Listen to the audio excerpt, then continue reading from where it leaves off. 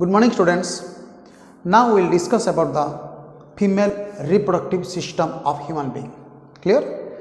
The female reproductive system consists of pair of ovaries, pair of oviduct, uterus, vagina, vulva, and associated glands. Two glands are found associated in the reproductive system. These are one vestibular gland and second is the mammary gland or breast. Now we will discuss detail about the different parts of the reproductive system. First is the ovary. A pair of ovary found on either side of the uterus in the lower abdomen. Pair of ovary found on the either side of uterus in the lower abdomen. The ovary is attached with the abdominal wall by a membrane called the mesovarium. It is attached to the abdominal wall by mesovarium and it is attached to the uterus by ovarian ligament. Clear? By ovarian ligament. Each ovary is almost rounded in structure and the part of the ovary which connects with the uterus by ligament is called hilus.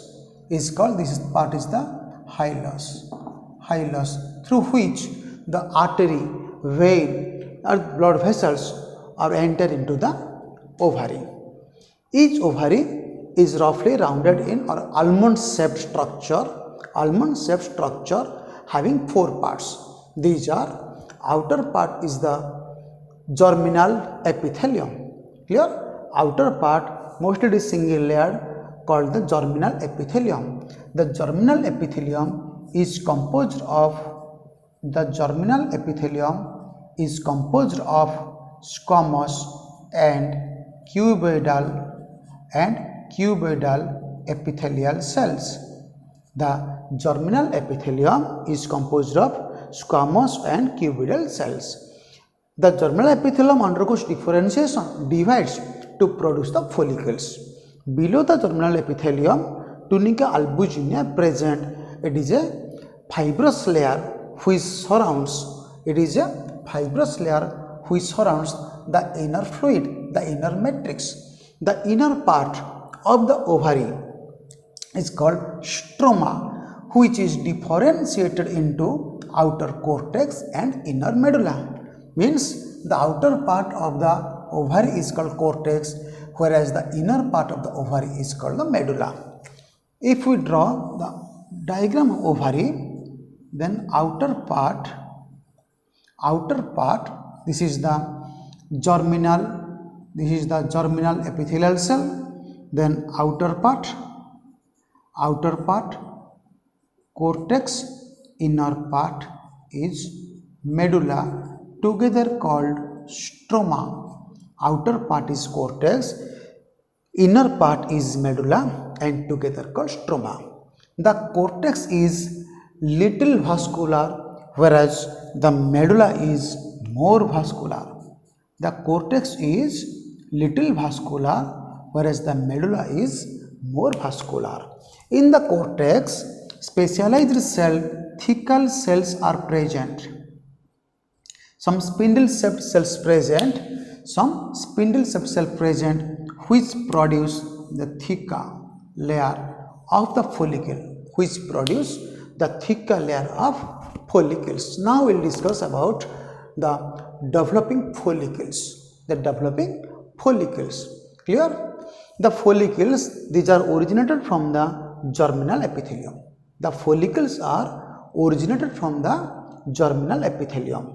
Germinal epithelium divides to produce follicles, or this is the oocyte. The oocyte is surrounded by zona pellucida and some cells. These cells are called granular cells. or the follicular cells having granules and the oocyte. This together called primary follicle. Clear? This together called primary follicle means the oocyte and the granular cell all are originated from the germinal epithelium. The oocyte and granular cells all are originated from the germinal epithelium. Clear? Now the granular cells or the granulosa cells become stratified or multi-layered. The cells become stratified or multi-layered. Clear? Only single layer granular cell and the oocyte called primary follicle. Now the granular cell becomes multi-layered, and around the granular cell the thecal cells are developed. The thecal cells are originated from the cells of the cortex. These are originated from the cells of the cortex, differentiated into theca. Clear? Means granular theca followed by granular cell, then zona pellucida, and finally oocyte. This structure is called secondary follicle. Now the granular cells secrete some fluid. Which is deposited inside the follicles, so that a number of spaces are formed inside the follicle. These spaces are called antrum. Finally, all the spaces are united to form a large cavity. Clear? All the spaces are united to form a large cavity called antrum, which is filled with some liquor follicles. Some liquids are found. Therefore, the oocyte, which is found in the center, due to the presence of cavity, the oocyte becomes one side and attached to the granular cell by a group of tissue called cumulus oophorus. The oocyte becomes one-sided and attached to the granular cells by a group of tissue called the cumulus oophorus. Clear? Now, primary follicle is the oocyte and the single layered follicular cells or the granulosa cell. Secondary follicle, a multi-layered granulosa cells surrounded by erytheca. Tertiary follicle having some cavities called the antrum and the thecal cell cavity antrum around which thecal cell present, and the tertiary cells when mature called the Graafian follicles. Primary follicle, secondary follicle, tertiary follicle when mature called Graafian follicle. The Graafian follicle or mature follicle is a complicated structure, is a complex structure, consists of a number of parts, number of layers. These are: in the center, oocyte present. Clear? The cytoplasm of oocyte is called ooplasm. And the covering of oocyte is called oolema. The plasma of oocyte is called oolema. The cytoplasm of oocyte is called ooplasm. Around the oocyte, non-cellular zona pellucida present. Around the oocyte, non-cellular, very important point, this is the non-cellular zona pellucida. Zona pellucida plays important role during implantation. After implantation, the zona pellucida disappears. The zona pellucida decides the site of attachment of the fetus. Clear? So it prevents the attachment with abnormal sites. After attachment, after implantation, the zona pellucida disappears. Around the oocyte, the zona pellucida present. Around the zona pellucida, membrane granulosa present. The membrane granulosa may be 2 to 3 layers, multi-layered membrane granulosa. In secondary structure, there is no cavity in between the membrane granulosa, but in the mature follicle or Graafian follicle, the membrane granulosa are found around the secondary oocyte and around the cavity, that is antrum. So all these parts all are membrane granulosa. Clear? The cavity is called antrum, which contains liquor follicles. Around the granulosa cell, thecal cells are developed.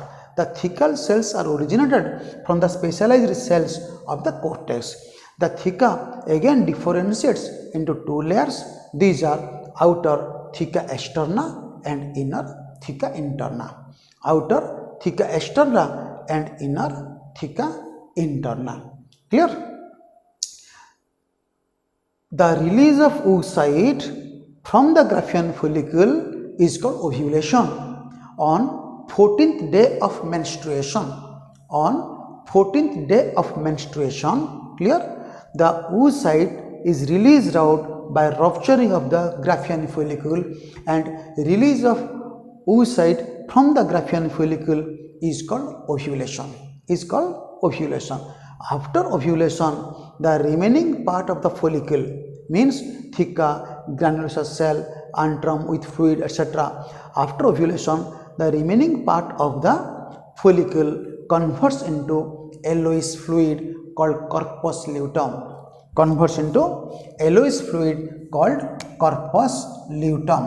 Clear? Corpus luteum.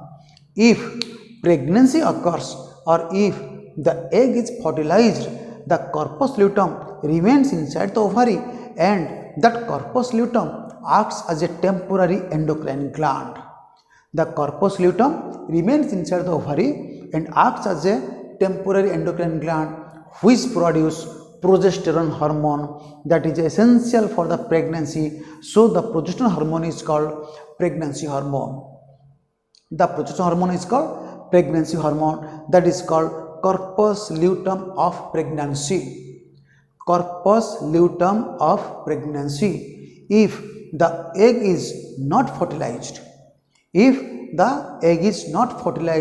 then the corpus luteum degenerates and leaving a scar inside the ovary called corpus albicans.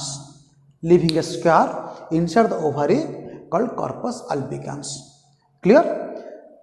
After ovulation, the remaining part of the Graafian follicle except oocyte becomes yellowish fluid called corpus luteum. If the egg is fertilized, the corpus luteum of pregnancy is formed. It remains inside the ovary and produces progesterone hormone that is essential for the pregnancy. And if the egg is not fertilized, then the corpus luteum degenerates and leaving a white scar inside the ovary called the corpus albicans. Generally,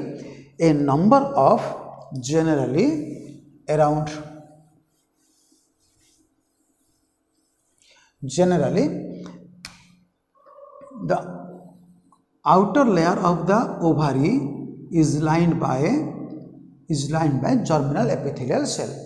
The germinal epithelial cell divides to produce follicles. About 2 millions of cells are developed or produced by the germinal epithelial cell during 25th week of fetus.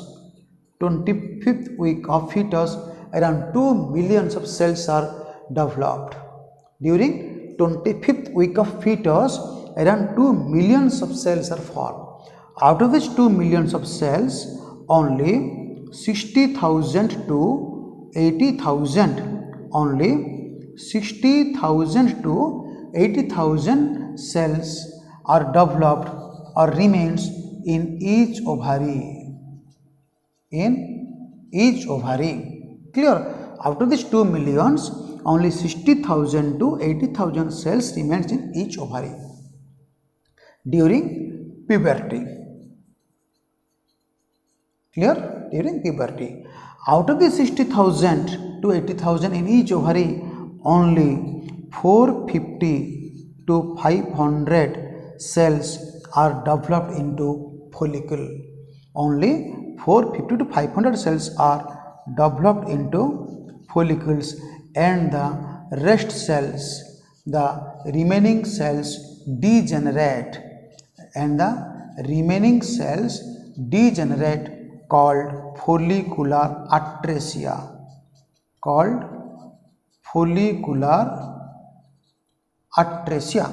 called follicular atresia. So, in a lifespan of a female, the reproductive span only 450 to 500 eggs are found. So, a one female can ovulate around 450 to 500 times in her reproductive span. Clear? Next part is the fallopian tube or oviduct. Fallopian tube or oviduct. A pair of fallopian tube present. A pair of fallopian tube present on either side of the uterus. Each fallopian tube is a funnel-shaped structure having 4 parts. It is differentiated into 4 parts. Each fallopian tube is differentiated into 4 parts. These are infundibulum and ampulla, isthmus and uterine part. Means each fallopian tube differentiated into 4 parts. These are number 1 infundibulum. Number 1 infundibulum. It is the proximal part of the fallopian tube. It is the proximal part of fallopian tube, generally funnel shaped. Infundibulum means funnel shaped structure. Then it is funnel shaped, and the outer margin of the infundibulum contains a number of finger-like projections called the fimbriae. The outer part of the infundibulum contains a number of finger-like projections called the fimbriae. The infundibulum contains an opening in the center called the ostium. The infundibulum contains an opening in the center called ostium, and around the infundibulum or funnel-shaped structure, finger-like projections are present called the fimbriae. The fimbriae helps in collecting the egg after ovulation. After ovulation, the egg is released from the ovary, and the fimbriae collects the egg from the ovary and send it to the ampulla and other parts of the oviduct. The second part is ampulla. Second part of the fallopian tube is the ampulla. Generally the ampulla is the swollen part. It is the dilated part or swollen part. Generally the ampulla is the dilated part or swollen part where fertilization takes place. After ovulation, the egg from the Graafian follicle from the ovary reaches to the ampulla. And the sperms come to the ampulla and fuse with the egg in ampullary isthmic junction or in the region of ampulla. So ampulla is the dilated part of the fallopian tube where fertilization occurs. Infundibulum is the proximal part of the fallopian tube. Generally it is funnel shaped, having finger-like projections called the fimbriae and an opening called the ostia. Third part is the isthmus. First part is the infundibulum, second is the ampulla, and third part is the isthmus. The isthmus is muscular part. It is muscular part, helps in contraction and responsible for the movement of the gametes. The last part is the uterine part. Generally, uterine part is 1 cm in length and it enters into the uterus. Uterine part is generally 1 cm, very small, and that enters into the uterus. So last part, the part of the fallopian tube which enters into the uterus is called uterine part. Clear? The part of the fallopian tube which enters into the uterus is called uterine part. Okay. Ovary, the removal of ovary is called oophorectomy. Removal of ovary is called oophorectomy. Similarly, the cutting of oviduct is called tubectomy. And the tidying of oviduct is called tubal ligation. Two terms, important terms: tubectomy and tubal ligation. Cutting of fallopian tube is called tubectomy. It is a permanent method or it is a sterilization method of birth control, whereas the tiding of fallopian tube is called tubal ligation. Clear? Cutting is called tubectomy and ligation is called, or tiding is called tubal ligation. Next part is the uterus. It is the largest part of the female reproductive system. It is the largest part, and secondary sex organs. Primary, what is primary sex organ or secondary sex organ? The sex organ which produce gametes and hormones are called primary sex organ, and the sex organ which is supporting in role called secondary sex organ. So the ovary produces female gamete, and the ovary produces some steroidal hormones like estrogen and progesterone. So the two ovaries are called primary sex organ. Primary sex organ means the organ which produces gametes and hormones. The ovary produces female gamete or egg and hormones like progesterone and estrogen. So the ovary is the primary sex organ. The all other parts like fallopian tube, uterus, vagina, vulva, these are the secondary sex organs. Secondary sex organ. Uterus is the largest part of the female reproductive system. Generally, it is triangular in shape. And each uterus is differentiated into three parts. The upper part is called fundus, the middle broader part is called corpus, and the lower narrow part is called cervix. Clear? The upper part is called fundus, which is dome shaped in structure. The middle swollen part is called corpus. And the lower part is called cervix. The cervix possesses a narrow canal called the cervical canal.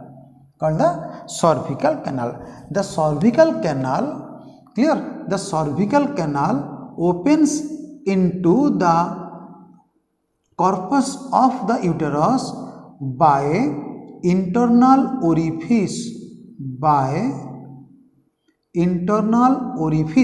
Means OS means orifice. Similarly, the cervical canal opens into the vagina through external orifice. Clear? Cervix is the narrow part. It is the birth canal. Narrow part of the uterus having two openings, internal openings called internal orifice and external opening or external orifice. The external orifice opens into the vagina, whereas the internal orifice opens into the corpus. Histologically, the uterus is differentiated into three parts. These are outer perimetrium, inner muscular myometrium, middle muscular myometrium, and inner vascular endometrium. Internally, the uterus is differentiated into three parts. These are outer perimetrium, middle myometrium, and inner endometrium. The endometrium is highly vascular. And contains some villi called endometrial villi. It is highly vascular, contains villi called endometrial villi. The endometrium is released out or eroded during menstruation, or it plays a major role in menstruation. Clear? It is highly vascular. It is supplied by spiral arteries. The endometrium is supplied by spiral arteries. It is highly vascular, supplied by spiral arteries, and is eroded out during the menstrual flow. The endometrium also having two parts. The superficial part is called functionale, and the lower part is called basale. Endometrium functionale and endometrium basale.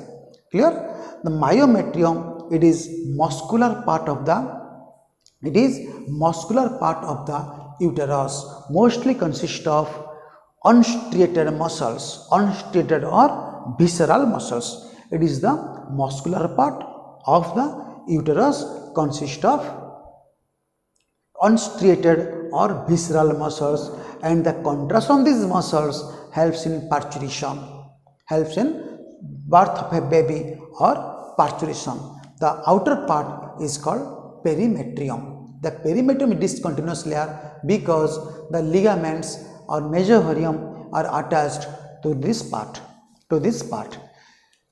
So ovary is the primary sex organ, oviduct, uterus, vagina, vulva, these are the secondary sex organs. Now in the next class we will discuss about the vagina, vulva or the external genital organ and associated gland